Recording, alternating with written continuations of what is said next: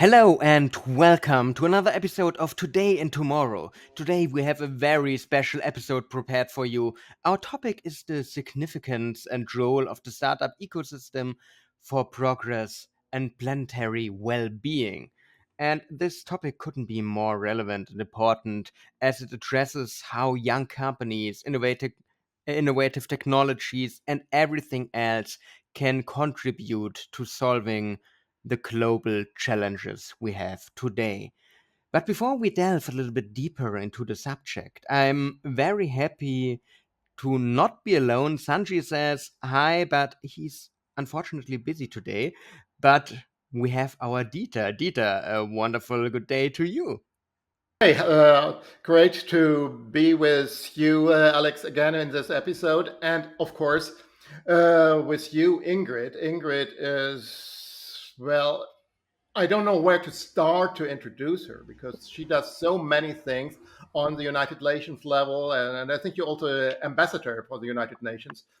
And in the university ecosystem and in the diplomacy ecosystem, and is covering the wide space between science and technology, deep tech, and of course the startup ecosystem. Um, and she has become recently a very good partner. She's not only uh, a member of the Holistic World Innovation Trophies jury board. Yeah, she's also a very reliable partner in a project. We probably will be able to talk a little bit in the end of this episode. But welcome, Ingrid. And yes, how can you handle all these different issues um, on such a high level? Well, I figured out how you don't need to sleep, actually. You can stay without sleeping many days. No, but I realized over the years that I'm passionate about very few things. And then the few things that I'm passionate about, they require a harmonization, integration, orchestration. And if you don't Mhm. try to handle them in that fashion, you can't achieve the goals you want to achieve. So I have come to learn through the years that by focusing, like you very kindly introduced earlier, each stakeholder in an ecosystem, academia, business, policymakers, the technology world, that's how you can move the needle. If we just do it, whatever amazing things in silos, unfortunately, we never get that massive impact that we're striving for. To do what you're just talking about requires a lot of experience. Could you tell us a little bit more about your background? Sure. I started as a pure researcher. I was 100% research. I was at Columbia University dedicated to academic research. I loved it very much, but then I got disenchanted because I was very upset that it took us Mm. 15 years from the moment we developed something that was helpful to patients in healthcare to the point that patients could actually benefit from it. 15 years was the life cycle between the concept and bringing whatever you are working on as a researcher to patients, families, or the end user. So then I realized that I wanted to go in clinical care. Then I realized in clinical care that if you don't know administration, you cannot do things well either, because there is a strong finance component. And although you might do things amazing on the clinical side, if there is no financial viability, it's not going to succeed either. And then I transitioned to technology because I realized that the world was developing so quickly that if you didn't keep pace, and healthcare has always been behind, sometimes 25 years compared to the rest of the industries. So I realized that we need to embed deep tech to amplify the efforts in the clinical world. And then I realized that the entrepreneurship ecosystem was moving way faster than the academic system. So I realized that I have to learn a little bit more about how to fold in the entrepreneurship ecosystem into a large multi-billion dollar company. At that time, I was in a national role, Mhm. $5 billion company, and I thought I could accomplish it all. And I realized that by working closely with the startup ecosystem and the academic system and the business leaders, we could augment and amplify what we were trying to achieve. So, like a butterfly effect, but out of all the stakeholders. And that's how you see my long and winding journey. And this is why now I still do almost everything. And more recently, the reason why I became involved in diplomacy, and people ask me all the time, well, why do you need yet another thing? And I said, I don't need it, but I've realized that if we don't advocate for responsible technology, Mhm. sustainable deployment of all these beautiful deep tech advancements and scientific advancements that we're witnessing now, if we don't focus on that responsible part and cyber secure part, then we're not going to yet again accomplish our goals. So the ultimate goal is to achieve what I care about, which is bringing technology to the user in a responsible and sustainable way. And it sounds like you're doing that perfectly. And you said after research, you wanted to go faster and fused startups with politics, with other players on the company playground. I have a little follow up question. Many people see startups primarily as economic entities. In your opinion, what roles do they play in the context of social and ecological progress? I think they're very important, and this is one of the reasons why I actually wanted to switch from academia to the startup ecosystem, because I feel they play a very important role to harness innovation, harness the power of the crowd in solving problems in a very different way than if you just have a chief innovation officer or a chief innovation hub that does all the development. So the diversity that you get from the vibrant entrepreneurship ecosystem really can not only give you better solutions, but it also usually brings about sustainable solutions because you have a diversity of opinions, diversity of missions and visions and cultural backgrounds, and you must align them all. So it forces you from the beginning during the creative process to meet much more stakeholders. So the adoption, in my experience, is also higher because the products that you can develop in the entrepreneurship ecosystem are usually much more human centric. So yes, I do believe the entrepreneurship ecosystem serves not only a societal role, but also a strong economic engine. I feel like I like to sometimes joke that the startup ecosystem is like the engine of the Ferrari, and then we all have to follow because it pushes, right? It constantly challenges the status quo you see in the established corporations or in academia even more. Well, it also has to do, I think, with a specific startup mindset, because in the 1950s, we were overly technology optimistic and we thought everything could be solved. And the society as a whole has become very skeptic because of the speed of the technical advancement in new technologies, not only in Germany, where the German angst has been become a standing term, but also in other countries, you have this very much. But you need a positive approach towards technology and see the possibilities, what you can do with it in order to change things. And that's what you find within the startup community. And that's what my feeling is makes it so important.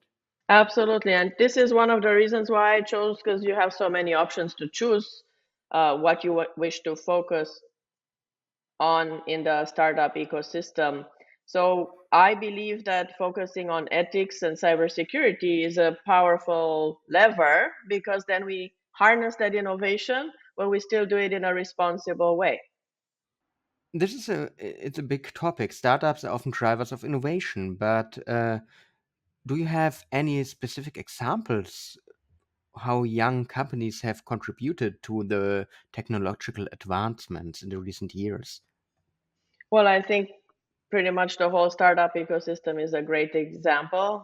But we've seen also just another recent one in Europe, right, where three young founders were able to compete actually with a very large tech Mhm. corporation to bring about another product just months after the other one already was very successful. So Mhm. that's just one example where very young founders can really change a whole ecosystem and change the playing field. But otherwise, I can share that there are numerous companies that are driving not only developments in the science world, but Mhm. also in the technology world. And then I would say in education, we've seen tremendous advancements True. from startups that are all usually between 20 and 25 years old, where they're coming up with transformative, disruptive products that are not just an enhancements of previous workflows or previous products. They're really completely changing the paradigm. So, for instance, when we think about education, right, the delivery in immersive environments compared to the traditional method, the ability to embed now the generative AI products to give access to people that before never had access. Even just if you think about the increased translation features, many people that before could never access information now actually have access to any information and can express themselves in any language they want and can share their insights and their knowledge. I recently collaborated with several universities in India, about 21 universities, on a project for cybersecurity, and it was fascinating to see what we can do together with multiple languages and multiple perspectives. And before, I could have never interacted like that with all my colleagues. So it was a beautiful example how AI can serve also as, if you will, a global ambassador for social interactions if you use it wisely. Well, to add something, when we look back, I mean, it's a while now, but Facebook started out as a small startup. Zuckerberg were just a few students, friends, doing it as a university project for their campus. And you see what how it developed. Of course, they were there at the right time, and so they could really start. So others don't have it as easy anymore, but we see it in other examples. It's still possible, and Absolutely. Or Elon Musk with his payment platforms, yeah. right? We are talking a lot about technology at the moment, and another topic of our episode today is deep tech. Deep tech is a buzzword that we hear more and more often, but maybe many of our listeners or viewers, wherever you consume Today and Tomorrow Today, don't really know what that means. Can you explain what exactly is meant by it and what impact deep tech could have on our society, on our technological playing field, or even on our planet? Thank you for that question. That's actually one that is always my first slide when I give a keynote or a master class, because there's so much confusion always between emerging technologies, frontier technologies, and deep tech. So I think it's essential to explain that. So I always start by explaining that emerging technologies are the ones where we haven't even had a chance within the startup or innovation ecosystem to prove them. They're in the innovation lab, they're under development. Frontier technologies are also the ones that we're just having in concept, but we're not even testing them yet. We're just in the design phase, right? And then deep tech is used for any technology that has the power, the potential to impact society, economy, and all layers within our the way we live, work, educate ourselves, the way we get employed, and the way we entertain ourselves. So it's supposed to signal that it reaches deep within the fabric of society, economy, education, and in everything we do to transform it, reconfigure it, recalibrate it. So that's why the term deep tech. And then again, with many technologies now, I see a shift from what used to be considered emerging technology a year ago has now become, mainstream. What we considered frontier technology has now become already emerging and soon might become mainstream. When you think just about satellite internet, a few years ago, they were considering it science fiction, and now we have more than 60,000 satellites launched. So just as an example. And have a problem with the old satellites that they may falling down or destroying other satellites or whatsoever. Yeah, I saw the amazing term which you will care a lot about, both of you, satellite pollution. If you see the 3D image with the amount of satellites, it's available online for free that are around planet Earth. It looks actually almost like the rings of Saturn. It's just that it's our satellites that are creating this satellite pollution. It's a novel term that we never thought would be possible. You talked a little bit about examples, but what are some of the most exciting deep tech innovations you've encountered recently that have the potential to impact our world? That's a tough choice because I have so many that I like. But I have to start with the largest one, I think, for the future generations, which I think is Elon Musk's ability to change from an industry where the life cycle was 50 years to be able to launch something to now he's able to launch different vehicles and different modules into space at a significantly shorter time span. It's been reduced to months. So I think in terms of society and impact for humanity long term, I must probably mention that. I've also seen several companies now that are working on genomics and how we can not only apply genomics to healthcare, which we've been doing for a long time, but genomics and space. It's been fascinating to see the flurry and the avalanche of companies that are trying to somehow combine what we do on planet Earth and to also make sure that future generations somehow still have it in space. So that I thought that's fascinating too. That's really disruptive. It's not your mainstream company. Mhm. I've also seen an intriguing one that has found a very creative way to reduce oil and absorb oil in the ocean with just human and animal hair. I think it's an example how you can find a sustainable solution where you're using something that's waste that we're producing usually as waste, and now you turn it into something that can actually help oceans get clean. And it's low cost, totally organic solution on top of that. So it's an easy example how human creativity can really come up to these type of solutions. And I think last year we had also a great example at the Innovation Trophy with carbon, right? Eco carbon and eco cement companies. I think that's another great example. So Mhm. I'm fascinated by solutions that use technology and help sustainability. But as I gave an example, you can also sometimes not even use deep tech as a precursor. The deep tech is the vehicle in the so Mhm. interesting developments around the world.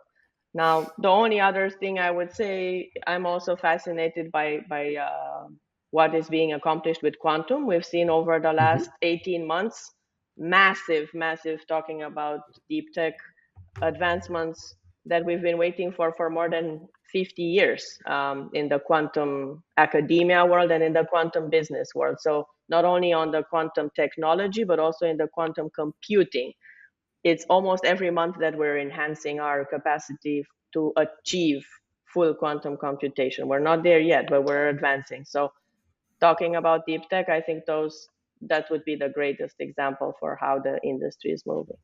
Well, quantum computing, of course, will create a lot of trouble because it's even further speeding up the innovation cycles. And so I think the problem I mentioned before and with the technology skepticism is probably increasing because for most people, this advancement will become way too fast. So we really need to find a way. And that's actually one of the issues that we covering in this podcast is how we can make ourselves innovation resilient, or not, no, the other way around, innovation progressive, so that we can handle this wave in the future. But when we're talking about deep tech, Ingrid, I had the honor that you invited me to a conference you were hosting last weekend, I think, on the deep tech impact on diplomacy. What's a huge issue, and that's another topic that we are joining because we, and even Alex, also Alex is in this project. We are talking about digital diplomacy. So, what is the impact of deep tech on diplomacy? That is a very traditional way of that still is very traditional in its way. It approaches the issues, and yeah, is the future there? Absolutely. And I think the term deep tech diplomacy has a semantic play in it. Not only does deep tech influence diplomacy, the field of diplomacy, but also we need to have diplomacy to advance deep tech. So I think we're trying to convey both. And I do believe that now is the moment in time. It's actually an imperative that we do that because deep tech will change the geopolitical landscape. It has already changed. There are numerous countries that, with the power of deep tech, can become a force that otherwise they would never have. And that force can be applied for geopolitical reasons or for economic reasons or for educational reasons. And when you look at talent and the skills gap that OECD published, there are amazing numbers to see, and they signify what we're just talking about, the power of deep tech and how it can change the world ecosystem. Majority of the talent for deep tech is concentrated in about 2 countries in the world. So imagine what that means for the next few years, right? Or very few countries have access to 6G technology and have made advances to 6G or have access to satellite internet. So those are the kinds of deep tech developments that are even more impactful than just AI. I know everybody focuses on AI, but AI is a tool that amplifies other technologies, right? The same way like quantum is. So I do believe that the diplomacy effort that we're doing and educating the future generations of diplomats will empower them to be versatile in both, understand how deep tech can be a lever, but also know how to mitigate that risk and how to balance out the new types of issues that emerge between countries, and the foreign relations, the economic new relationships that emerge, given that now several countries may be the only ones producing the chips that everybody needs to have that can have this advanced computational power. We saw NVIDIA yesterday, you saw the stock. It is unprecedented, the type of growth they've experienced. And when you look at the power that NVIDIA has, if you would convert it into a country, they would be by far the most powerful country if NVIDIA was actually a country, right? Think about it, the impact. So you could think about also how deep tech diplomacy also reconfigures and makes tech leaders important stakeholders in the global ecosystem, as important or more important sometimes than government entities, right? You're talking about impact, you're talking about change, and the name of this podcast is Today and Tomorrow. So, what do you wish tomorrow to look like? What do you think could be a future vision of, the world of tomorrow? Well, one of the things I'm very passionate about, and I think deep tech diplomacy can accomplish, is not only to advance responsible deep tech, which we already touched on, but I think we have to also strive to harmonize the ethics portion with the cybersecurity portion, with the Hmm. DEI efforts and ESG efforts. Right now, you Hmm. have companies that do none of these, which is terrible. Then we have companies that do only one, but they forget to do Hmm. the other four. So I think the future in my mind would be that we actually harness deep tech appropriately, educate Hmm. generations from preschool already to the boardroom in this deep tech. We can't just always start at the end after it has been deployed. So Hmm. infusing already preschool education and then throughout the boardroom in how to harness deep tech appropriately. And I actually saw, I think in Sweden, they're already teaching responsible deep tech in kindergarten. And I think that's the right approach. That's where you start creating the mind to have that type of uh, holistic thinking, right? And holistic innovation to think, Hmm. how can I be responsible? How can I be sustainable? How can I embed diversity, equity, inclusion into the fabric of deep tech, as opposed to deploy deep tech and then try to fix it after? So I think that's the future that I think we should strive to achieve. Embedding deep tech, because we're always going to have another deep tech. That's why I like the term deep tech. There are going to be different technologies, but they always have the transformative power. And then how can we harness the positive aspects, mitigate the dangers, as we know that they are, and continue to innovate for future generations? Well, thank you, Ingrid, that you were stressing this point of holistic innovation and the importance how things have to work together and have to be thought together. Because this is a problem we are faced with, that our brains are not set up for this kind of integrated thinking. And this, I think, is one of the big educational efforts we are faced with and for the future to open up our minds more for a more holistic approach. It's absolutely difficult, but we will have to find ways to do that, because otherwise, I think the danger is very big that we will get stuck at some point. Absolutely. And if I may add one more thing, because you just mentioned it and you triggered my one point that I always stress is human mankind sometimes has the holistic innovation. We have the startup world that shows us there are companies who really touch on all the elements we care about, but our regulatory frameworks are not. They're extremely Definitely rigid not. and late. On top of that, our budgeting style and our investment vehicles are not integrated. They're the opposite. They force one approach and they force you to just do one thing first. So I think recalibrating also the way we invest, the way we budget, the way we regulate innovation is really important if we want to achieve this holistic approach. From my side, I have a last question for you. We start with the startup ecosystems, and we talked a lot about the future. What would you recommend founders to contribute to the future? What should they do right now to contribute to the future you described already? What should they do? So I have the fortune of working with a lot of startups because I represent the World Business Angel Investment Forum for the United States. And I always try to infuse in them the passion and the determination to embed ethics and cybersecurity early into their product, because they always rush to deploy it and then they realize that they caused an unwanted impact, or that they need to now rein in their beautiful innovation because they didn't understand the negative impact, right? The ethical guardrails that could have protected them. And then on top of that, like we just mentioned, being mindful about how to maybe from the beginning not fall into a regulatory, let's say, divide is also important, because if you embed that early on, and that's something that I've been able to work with many, how do you already innovate to be compliant?